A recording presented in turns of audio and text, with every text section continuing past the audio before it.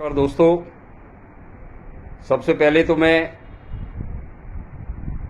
संगम विहार, देवली और तिगड़ी क्षेत्र के उन तमाम भाइयों को धन्यवाद करूंगा, उनके जज्बों को सलाम करूंगा जिन्होंने बहुत कम समय में मास्टर प्लान 2041 में दी गई विसंगतियों के खिलाफ जबरदस्त लड़ाई शुरू की, एक जबरदस्त मुहिम शुरू की जिसमें हजारों objection DDA, lieutenant governor, Delhi के सीएम और अर्बन डेवलपमेंट मिनिस्टर और प्रधानमंत्री को भेजे गए।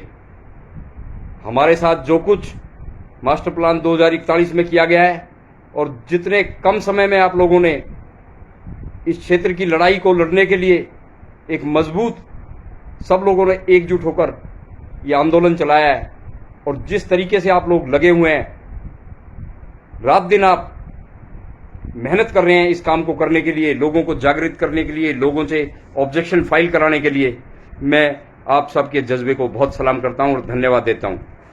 मैं आप सबको मुबारकबाद भी देता हूं कि आपने ये जो लड़ाई लड़ी है इसका असर आज दिल्ली में बैठी हुई दोनों सरकारों तक पहुंच गया है। राजनीतिक दलों की स्थिति ऐसी हो गई है कि कुछ कह ही नहीं पा रहे हैं।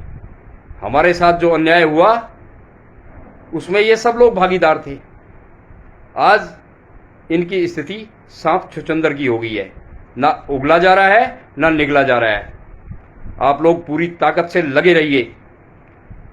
सारा एनसीआर आपके जज्बे को देख रहा है, आपकी मेहनत की तरफ देख रहा है। वो देख रहा है कि इसका परिणाम क्या होने वाला है। ये 10 लाख की जनता जो जागृत हुई है, जिसने बिना किसी को एक पत्थर फेंके, बिना किसी सड़क को जाम किए, अपने हौसले से इन दोनों सरकारों को जगा दिया है।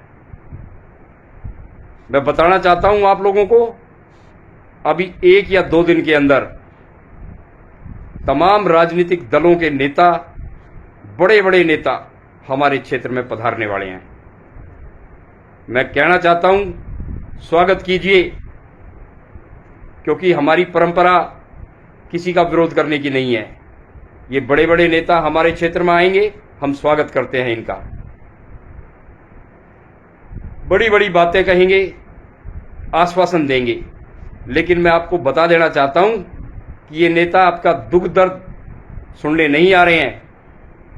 ये कॉरपोरेशन का चुनाव जो फरवरी में होने जा रहा है अगले साल, और जो नुकसान उनको लगता है कि उनकी पार्टियों को पहुंच रहा है, राजनीतिक भाषा में कहूं तो ये उन अपनी पार्टियों के नुकसान का डैमेज कंट्रोल करने यहां आ रहे हैं। लेकिन यहां आ रहे हैं, हम आपका स्वागत करते हैं। जो भी केंद्र सरकार के नेता, दिल्ली सरकार के नेता यहां आएंगे, उनका स्वागत कीजिए।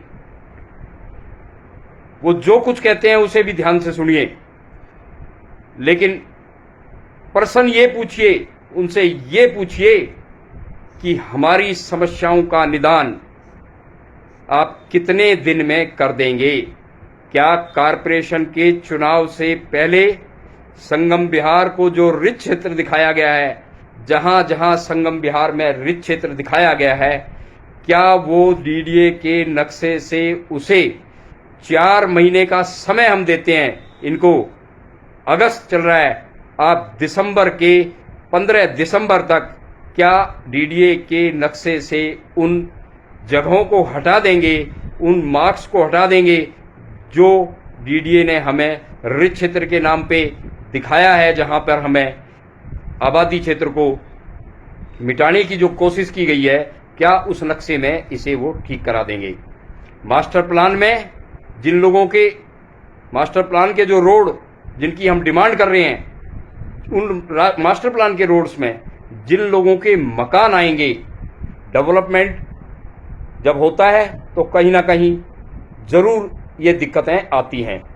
तो क्या उन मकानों को बचाने के लिए उन रोडों को मास्टर प्लान के नक्शे में घुमा के दिखाया जाएगा?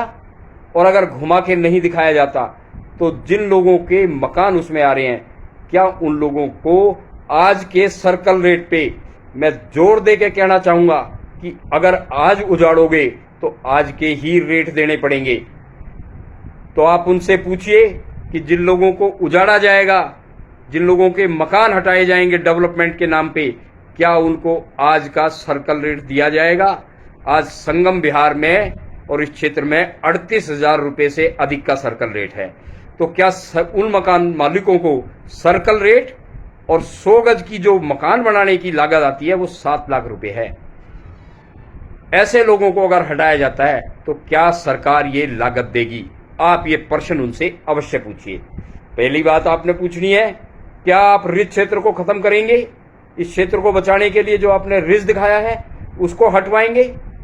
और जिन लोगों को आप हटाएंगे डेवलपमेंट के नाम पे, उनको आज का मुआवजा आप देंगे? ये बात, दोनों बातें मजबूती से जो आपके बीच में नेता आते हैं उनसे पूछिए। ये बात ठीक है कि नेता ही सरकार चलाते हैं, नेता ही देश चलाते हैं, लेकिन नेता केवल घड़ियालू आंसू ना बहाएं।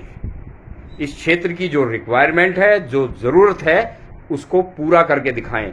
हम इनको 4 महीने का समय देंगे, हम दिसंबर तक का समय इनको देंगे। कारपोरेशन के चुनाव से पहले ये इसको ठीक करा के दें, तभी हम इस पे विश्वास करेंगे। आप इनकी बातों को सुनिए, समझिए, इन पर विश्वास भी कीजिए, लेकिन जागृत रहिए, क्योंकि ये लड़ाई आपने लड़नी है और ये लड़ाई आपने लड़ी, इसलिए आज इन बड़े बड़े नेताओं को आज हमारी याद आने लगी है। और 1-2 दिन में कोई झंडा फहराने के नाम पे, कोई किसी के नाम पे जगह तलाश रहे हैं कि किस प्रकार से हम वहां संगम बिहार के लोगों के बीच में जाके अपनी राजनीतिक पार्टी के लिए वोटों का प्रबंध कर सकें। तो हमें किसी के झांसे में नहीं आना है, आप लोगों को पूछना है, टाइम पीरियड पूछना है कि कितने दिन में भाई साहब आप इस काम को करा के हमें दे देंगे। मैं इन्हीं बातों के लिए आज आपको सजग कर रहा हूं कि भ्रमित नहीं होना।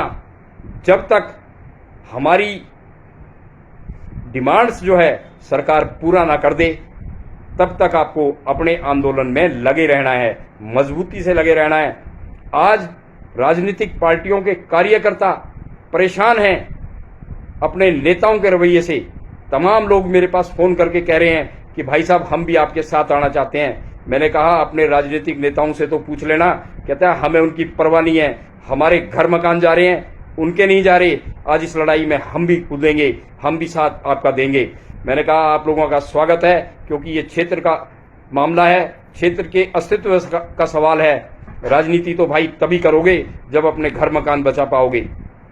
आज तमाम लोग इस बात को लेकर हमारे साथ हैं, चाहे कोई किसी दल का कार्यकर्ता है। मैं कहना चाहता हूं, कोई भी दल का कार्यकर्ता बिना राजनीतिक बात किए, एक बात मैं जरूर कहूंगा, कोई राजनीतिक बात नहीं होगी। आप किसी पार्टी के कार्यकर्ता हैं, राजनीतिक बात ना करें, केवल क्षेत्र के विकास की और क्षेत्र पर आए हुए संकट को दूर करने की बात करें। मैं राजनीतिक दलों से भी अपील करता हूं कि 2041 के इस मास्टर प्लान को राजनीतिक मुद्दा न बनाएं। आपको जो बात कहनी है सरल शब्दों में कहें, स्पष्ट कहें, ताकि सबको समझ में आ सके। अगर आपने बात एक दूसरे पर डालनी शुरू की तो हम समझ जाएंगे कि आप राजनीति कर रहे हैं। दिल्ली में 2 तरह की सरकार काम कर रही है। अमूमन देखा जाता है कि एक दूसरे के ऊपर आरोप लगाए जाते हैं और इससे मामला दब के रह जाता है। हम आपकी राजनीतिक बातें नहीं सुनना चाहते। आप हमारे क्षेत्र में आना चाहते हैं, आइए, हम आपका स्वागत करेंगे, लेकिन राजनीतिक बातें ना करें। हमें सिर्फ वो बताएं कि आप क्या करने जा रहे हैं। डीडीए के इस मास्टर प्लान में दोनों सरकारें शामिल हैं, सभी राजनीतिक लोगों की इन्वॉल्वमेंट होती है।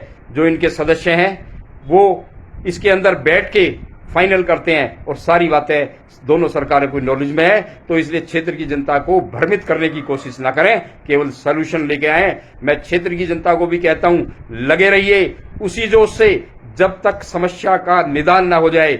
चाहे कितना भी बड़ा नेता आके कह जाए आपको कि मैं आपको ये नहीं होने दूंगा, वो नहीं होने दूंगा, तमाम तरह के आश्वासन वो देने आपको आ रहे हैं। अभी इसी हफ्ते में आप देखेंगे कि बहुत सारे लोग क्षेत्र में आ जाएंगे। तमाम राजनीतिक पार्टियों के लोग कार्यक्रम स्टार्ट कर देंगे, मास्टर प्लान बोलना स्टार्ट करेंगे। जब मैंने एक मुहिम स्टार्ट करी थी तब मैंने आपको कहा था कि चिंता ना कीजिए आप लोग, मैं ऐसा माहौल क्रिएट कर दूंगा इस क्षेत्र में मैं मजबूर कर दूंगा हर उस पॉलिटिकल आदमी को जो यहाँ क्षेत्र में राजनीति करता है, वो उसके मुंह से 2021 मास्टर प्लान का जिक्र करवा दूंगा। और आज वही स्थिति आ गई है, और ये स्थिति मेरी वजह से नहीं आई, ये आप लोगों के हौसले से, आप लोगों के मजबूत इरादों से, अपने आप को बचाने की मुहिम से आई है। लगे रहिए पूरी ताकत से, 23 तारीख तक ऑब्जेक्शन फाइल करते रहिए। और साथ में ये मैं कहना चाहूंगा कि तमाम लोग पटवारी से अपने क्षेत्र, अपने खसरे नंबर की खतौनियां 1980 और 81 के आधार की जो हैं उसको निकलवाइए।